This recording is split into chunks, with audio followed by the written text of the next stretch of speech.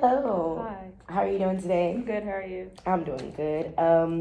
First and foremost, before we get started, I'd let you know that we're being recorded again for this session. Like I said before, I'm recording this for my counseling skills class at Houston Baptist University. And before we get started, we're going to make sure we got our confidential and everything you need to know. So basically, this is confidentially between me and you. This will not be shared outside of the classroom or anything setting. Unless there's harm to you or to others, I will have to speak on about that situation. But other than that, how are you doing? Like, how are you feeling today? Feeling a lot better than last session. Yes. Um, Still having trouble controlling emotions, but definitely a lot better since the first time I talked to you. Perfect. So have you seen any differences from just like our last conversation to now? Yeah, I've tried to focus more on myself within like the past week or since the last session, and I noticed that kind of helped. But there has been at certain points where I find myself still struggling to process everything and just deal with everyone else around me. Okay. Well, I know from our last session, your main thing was controlling your emotions and allowing yourself to continue to have these relationships with your kids, your husband, and even just being able to deal with work in general. And of course, I know you said you've been doing research alone on your on this new diagnosis. So how is that going this week? Have it progressed? Are you still doing it alone as well? Still doing it alone. No changes from my husband. Of course, I've tried to talk to him and let him know the things that I found out through the research, but he doesn't really. He doesn't really. So it's still the same with him, but Yes. you're progressing a little bit. Yeah. Are you progressing more because you know that okay, I have to do this alone, or it's like I'm just doing it because I have to? But I believe it's a little bit of both. Okay.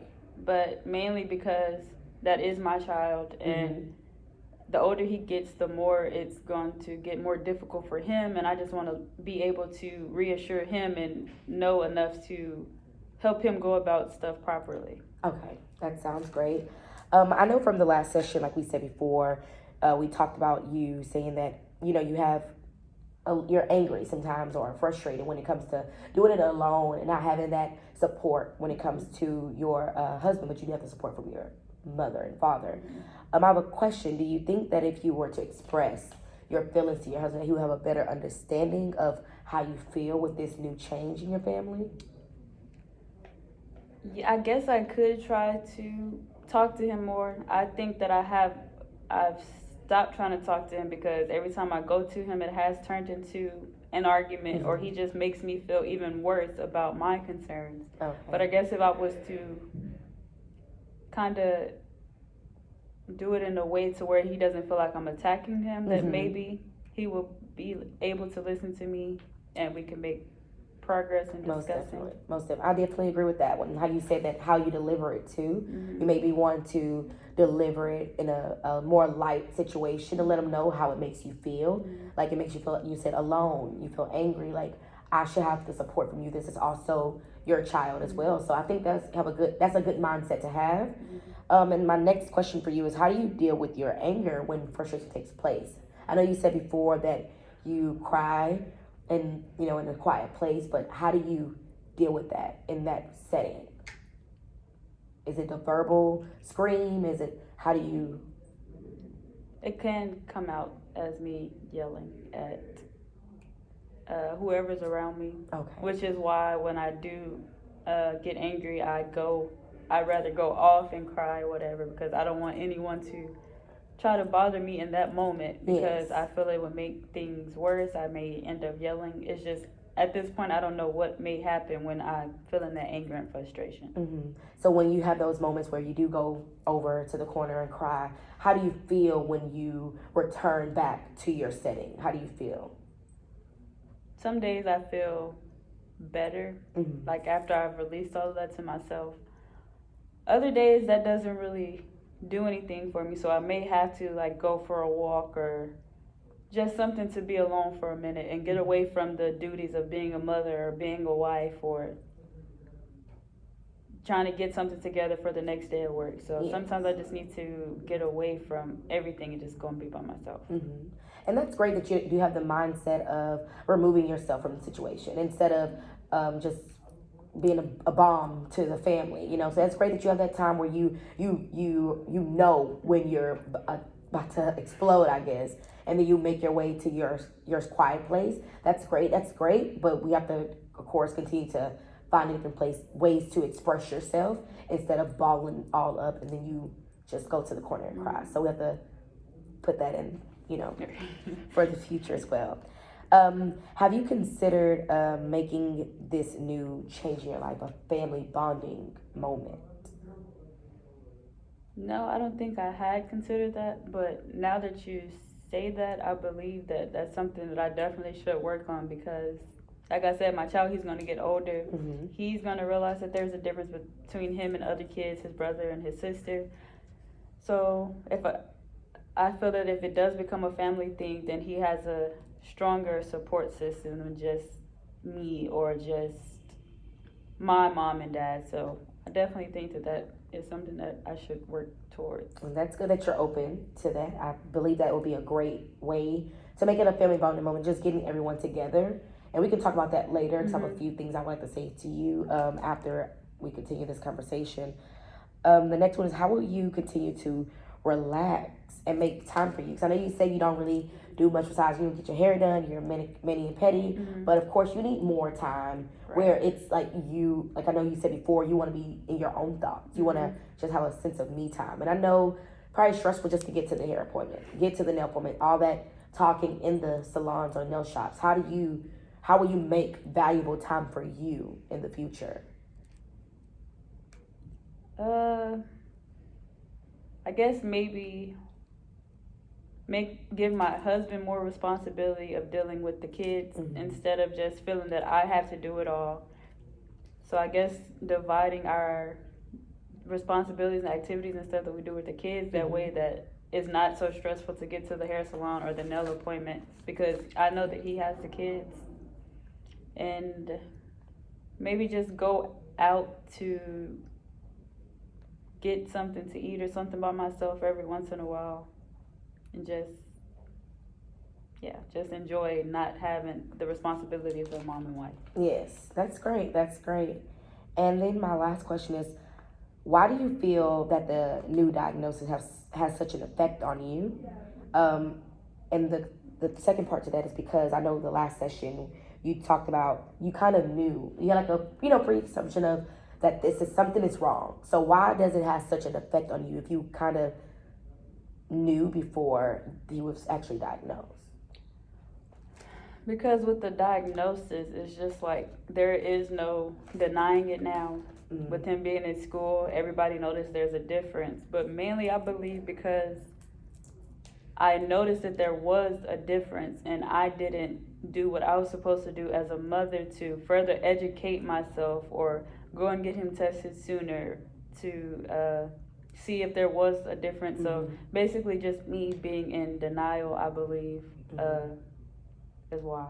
So you think it's like, I thought something was wrong, but I didn't prepare myself for this moment. And it's like, it's a difference. It is a difference when it's actually existing versus like, oh wait, it's a thought. Maybe he has something, but instead that now, so kind of like taking that moment in to just soak it in. So like I said before, last session, make sure you have peace in this setting and just, let it out, It's okay. So the next thing for us is like talking about goals. Like I said before, we're going to talk about goals in this session as well. And before I tell you the goals that I have for you, what goals have you set for yourself? Or just in this past week from our last session, what goals have you set in? I guess, like I said, finding more time for myself and not feeling that I have to do everything on my own. Because even though I do feel alone, I'm not alone. I'm in a house full of people. I have my mom, I have my dad. So I guess, like I said, dividing up responsibilities and stuff within the house and not doing everything by myself. That's a great goal. And I think taking that word alone I think eliminating that word would be beneficial too, because I feel like things that we say to ourselves, we believe it, you know? And if you keep saying, I'm alone, you're not alone, like you just said before, you have the whole family. Even though you are doing the research alone, but you have your mother and father. That can also help you with that balance too. I know we said before, talking to your husband would be a good beneficial to developing this relationship stronger for your family, but you have your parents, you have them. So I think eliminate that word alone and get that out of your mind would be more positive. And for goals that I have for you, I have a few goals for you. And number one is, you said you are looking into research, but of course, finding more information to actually attend meetings about this with other parents so you can have that support. And you said we're going to be positive that your husband's going to pull through and going to jump aboard to this. But of course, you want to have that support from other parents that actually are dealing with this. So finding information about that and getting to those meetings, you never know who you may meet. You may have a new walking partner. You never know what it may be. Another one is you have to be better for you. So a day to yourself and continue to utilize your parents' help, like you said before. And then I would say with your walks, maybe you can listen to music on your walks, like a mantra affirmations playlist. So it's like just telling you, I'm confident, I am loved, I am, like just a spiritual moment for you to have that balance and that, that giddy up. So the walk won't be, oh, I'm just getting away from my family. It's more so like, this is a positive walk because I need to be better for myself and better for my family. Do you understand that? Yes. Perfect. And the homework that I have in place for you, number one, I would say to reach out to your son's teacher to see what can you do at home to make sure that those two environments are stable for him, because you don't want him to learn one thing at home and then one thing at school. And then at home he sees mommy in the corner. He sees dad watching TV. So you want to make sure that those two structures are similar so he won't be confused, Number two is creating a space to have open dialogue with your husband and your kids about this new thing. Like I said before, having it a fun way. It can be a date night where you and your husband can do like a flashcard game, talking about the things that you're learning at these parent meetings, and make it fun for the family, because you don't want to isolate this child from the other children. So you want to bring them all together to make those creative, fun things. You know what your husband like, you know what your kids like. Make it fun, cook their favorite dinner or something, and then, make it all come together. And the last thing is to create more time for you with self-care. Like we said before, you said it already before with the questions, no kids, no work, no husband, you. So let's get back to you. So I know we talked about the homework. I just gave you the list, but how do you feel about the homework as far as the reaching out to your son's teacher to see how he operates at school versus home? Okay, well, I actually did speak to his teacher the other day, and she did give me a few resources. She gave me different websites to go to gain more research and how to deal with certain behaviors that he has, how to go about helping when he's doing homework, how to help him with that. She gave me a few more things, but I haven't really looked into it yet. But I definitely will make the time to go over. Perfect. So that's great homework. Yeah. We are on the same page. And then also, I know we talked about the homework too, with creating a space to have an open dialogue with your family about the research. How do you think you will be able to do that with your husband not being, supportive in the situation? Do you think that would be difficult to do? It may be difficult at first, but like I said, I have to find a way to make it to where I'm not attacking him or letting my emotions get the best of me, to where we're supposed to be talking about our son, but we end up arguing over something else because I've let my emotions get the best of me in the situation, and now we're arguing about something else. So it may be hard, but I feel that if I readjust how I approach him, then he'll be willing to listen. He'll be able to accept it more. So I think that's a great mindset to have. As far as like you said before, with the delivery, how you deliver it to him, let him know I'm frustrated here, I'm struggling here, and I need your help, I need your support, and let's just make this better for our son. So I think that'd be a great way to go about it. And then the last was to create more time for you. I know it's hard. You say your mom, you go to work, your wife. So how is that gonna work with you? With creating this mantras playlist or self-care or having those dinners like you said before by yourself?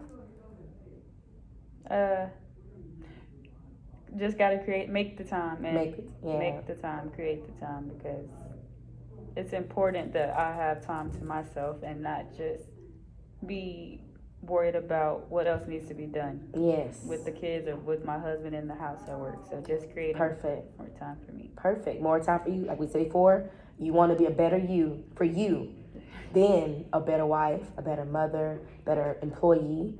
So that's great. Next week, I want to hear something that you did by yourself and for you. Okay? Okay. You have any more questions or anything? No. All right. Well, thank you so much for coming today. Thank you. I appreciate this time with you. Thank you. You're welcome. That's 13 minutes.